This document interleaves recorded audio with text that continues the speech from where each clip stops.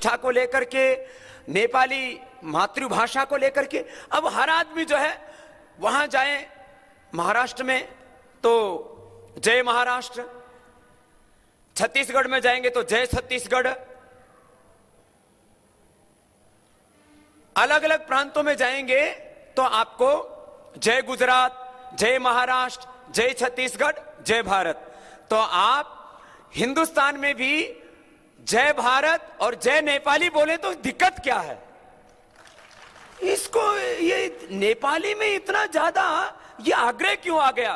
तो इसके पीछे कुछ लोगों की कुटिलताएं हैं।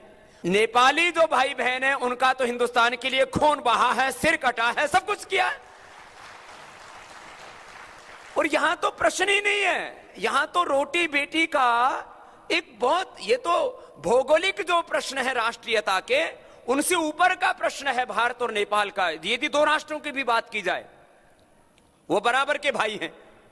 तो एक प्रश्न तो ये कि इसमें शब्दों का आप लोग संशोधन कर लेना। मैंने जो शब्द सोचा बैठे बैठे कि भारत मूल के नेपाली हमारे भाई बहन, भारत के नागरिक हैं, वो भारत के ही मूल के हैं।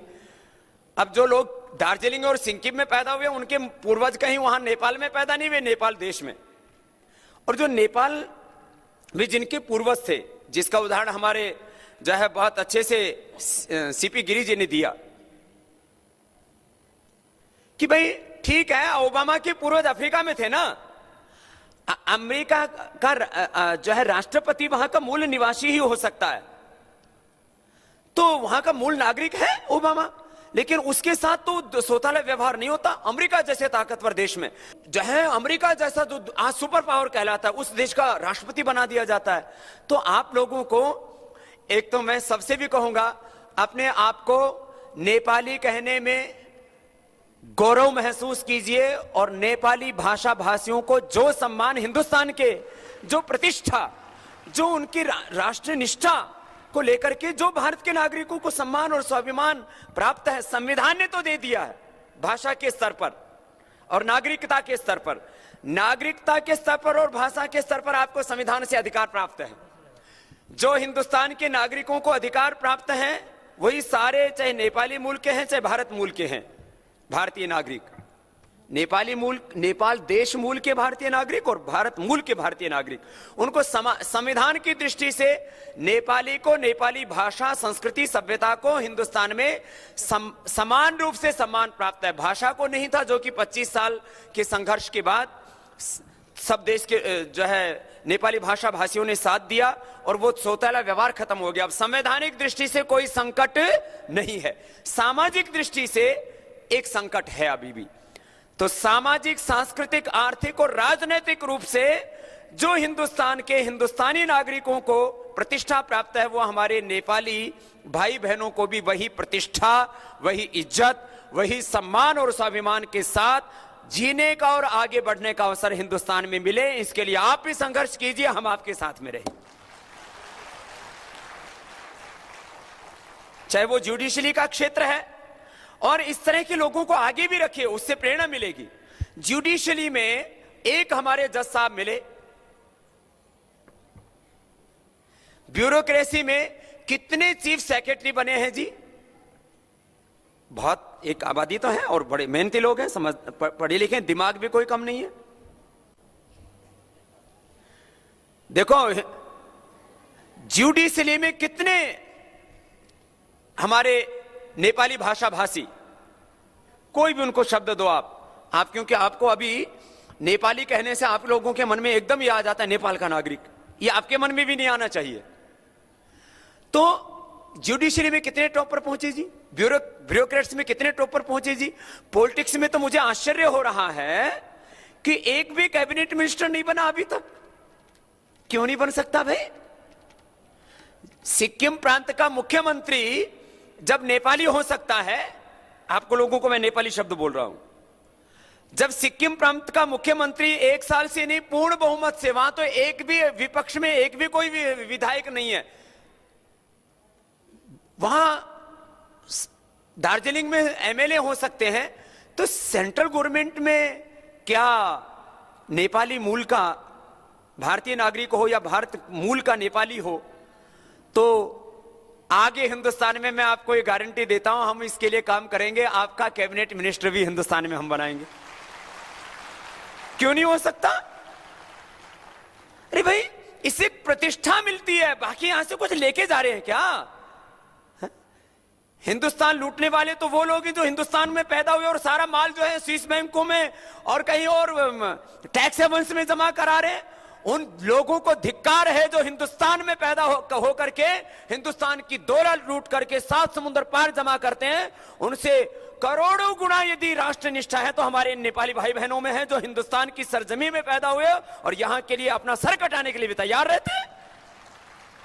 तो एक प्रश्न तो ये कि हमारे जितने भी नेपाली भाई बहन हैं जो भारत के नागरिक हैं, उनको समान रूप से सामाजिक, सांस्कृतिक, आर्थिक और राजनीतिक रूप से वही सम्मान, वही इज्जत, वही प्रतिष्ठा और वही स्वाभिमान के साथ जीने का हक मिले जो हिंदुस्तान के दूसरे जिनकी मातृभाषा अलग अलग है।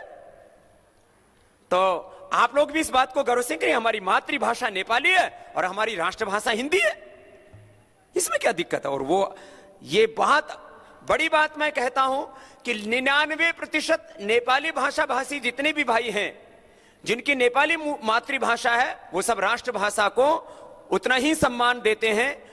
बल्कि कहीं कहीं हिंदुस्तान में राष्ट्रभाषा का विरोध होता था, अब तो वो कम हो गया है, लेकिन कभी भी हमारे नेपाली भाई बहनों ने राष्ट्रभाषा का विरोध नहीं किया, बल्कि उसको राष्ट्रभाषा की तरह ही सम्मान दिया।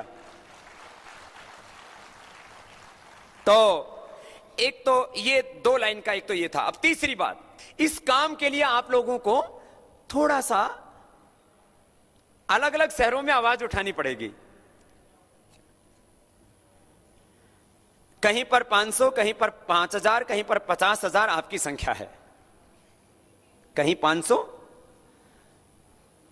उत्तर भारत के मैक्सिमम शहरों में 500 से कम कहीं पर भी हमारे नेपाली भाई बहन नहीं है, उससे ज्यादा ही है।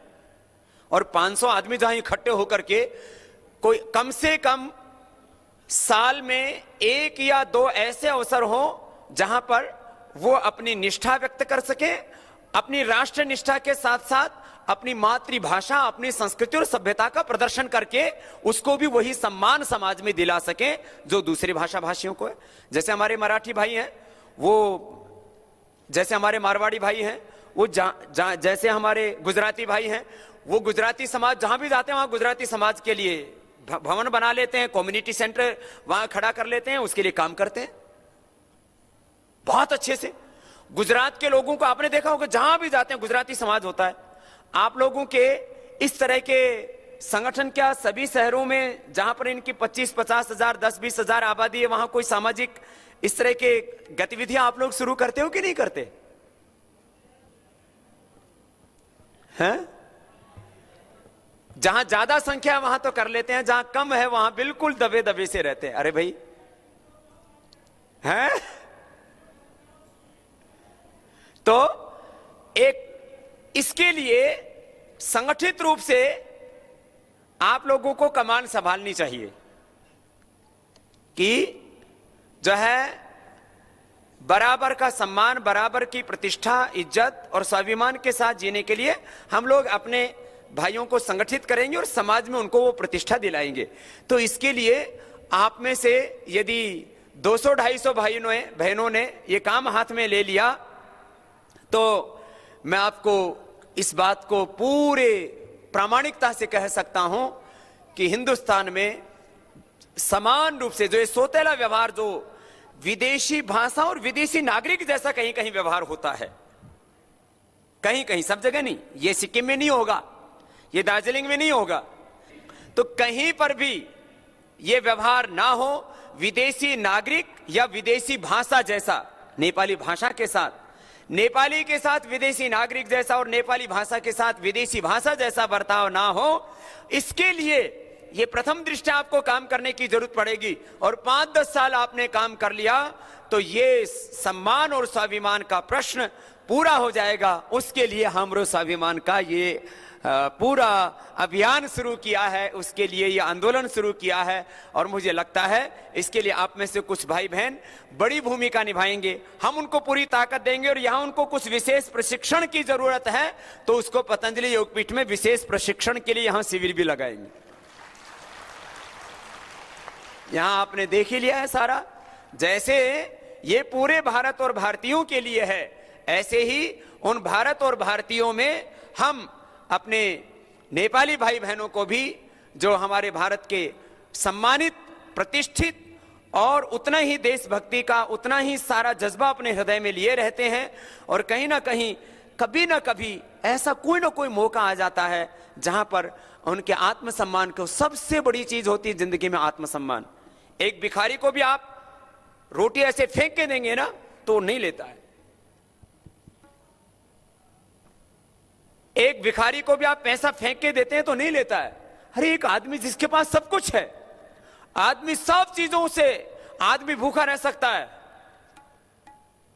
आदमी भूखा रह सकता है, भूखा मर सकता है, आदमी और सब कुछ सह सकता है, लेकिन उसके सम्मान और स्वाभिमान पर चोट आती है तो फिर वो आदमी जी नहीं सकता है। तो मैं चाहता हूं मेरे एक भी भाई बहन के सम्मान और स्वाभिमान पर चोट ना है, इसके लिए हमरो स्वाभिमान ये अभियान शुरू हुआ है। और इस ट्रस्ट के माध्यम से, हमरो स्वाभिमान आंदोलन के माध्यम से वो सम्मान, वो स्वाभिमान, वो प्रतिष्ठा नेपाली भाषा को और हमारे नेपाली भाई बहनों को मिलेगी, उसको हम दिलाएंगे। और आज ये नववर्ष पर यह अभियान शुरू हुआ है, इसके मैंने कहा तीसरे काम के लिए आपको एक भूमिका निभानी पड़ेगी।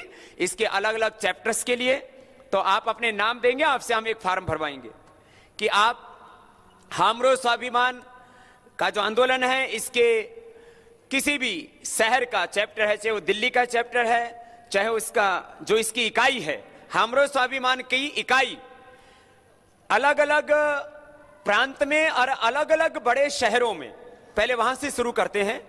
जो हमरो स्वाभिमान की इकाई के लिए अपने सम्मान, अपने स्वाभिमान, अपनी भाषा, अपनी संस्कृति, अपनी सभ्यता और अपनी राष्ट्रीयता को लेकर के उसके लिए जो एक बराबरी का हक है, मैंने कहा संवैधानिक तौर पर तो हो गया, सामाजिक स्तर पर उसको प्रतिष्ठा को दिलाने के लिए जो अलग अलग शहरों में इसकी हमरो स्वाभिमान की इकाई के लिए काम करना चाहते हैं, ऐसे कितने भाई हैं? मैं हाथ खड़े करके पूछना चाहता हूं। हमरो स्वाभिमान की इकाई के लिए अपने अपने शहर में इसके चैप्टर के लिए जो काम करेंगे वो जरा एक बार हाथ उठाएंगे। मैं आपका अभिनंदन करता हूं, ये तो पूरा हो गया काम। ये तो 400-500 भाई तैयार है, हो गया। और इसमें जो ज्यादा ऊर्जा वाले हैं वो उसकी स्टेट इकाई के लिए काम कर सकते हैं। तो हम कल के सम्मेलन में अलग अलग शहरों में एक साल के लिए टाइम पीरियड दिया जाए ना, तो उसके अगले साल फिर सम्मेलन करके उसका मूल्यांकन किया जाए। अगले साल फिर सम्मेलन का हो सकता है, समय गर्मियों की छुट्टियों में, अभी भी छुट्टियां तो लगभग हो ही चुकी थी, लेकिन एक साल तक के लिए संगठन, हमरो स्वाभिमान संगठन की स्थानीय इकाई के लिए और कुछ को प्रांतीय स्तर पर जिम्मेदारियां दी जाएंगी और एक साल के बाद मूल्यांकन किया जाएगा और उस दौरान वहां पर अनेक कार्यक्रम किए जाएंगे। और मुझे लगता है एक साल के भीतर एक राष्ट्रव्यापी बहुत बड़े संगठन का ये स्वरूप सामने आएगा हमरो स्वाभिमान का, और उसके लिए कुछ कार्यक्रम तय किए जाएंगे। वो कार्यक्रम आपको कल दे दिए जाएंगे। तो ये मुझे 3 बातें कहनी थी जो मेरे दिल में थी, इसके ऊपर आपके भी विचार लिए जाएंगे, बीच में संगीत आदि की प्रस्तुतियां भी होंगी। तो ये एक विजन था जो कुल मिलाकर के हमरो स्वाभिमान का कि इस आंदोलन के पीछे, इस संगठन के पीछे एक जो सोच थी, जो एक आइडियोलॉजी थी, जो प्रिंसिपल्स थे, वो मैंने आपके सामने रखे। और मुझे लगता है ये जो है कहीं ना कहीं जो एक दिल में चोट लगती थी कि विदेशी भाषा जैसा या विदेशी नागरिक जैसा कहीं पर भी एक भी कहीं हमारे नेपाली भाई बहन के साथ बर्ताव ना हो, और उनकी निष्ठा, उनकी विश्वसनीयता, उनकी प्रामाणिकता और राष्ट्र के लिए उनका जो योगदान है उनको वही सम्मान मिलना चाहिए जो सब भारतीयों को मिलता है। आप सबको मेरा हृदय से एक बार बहुत बहुत प्रणाम।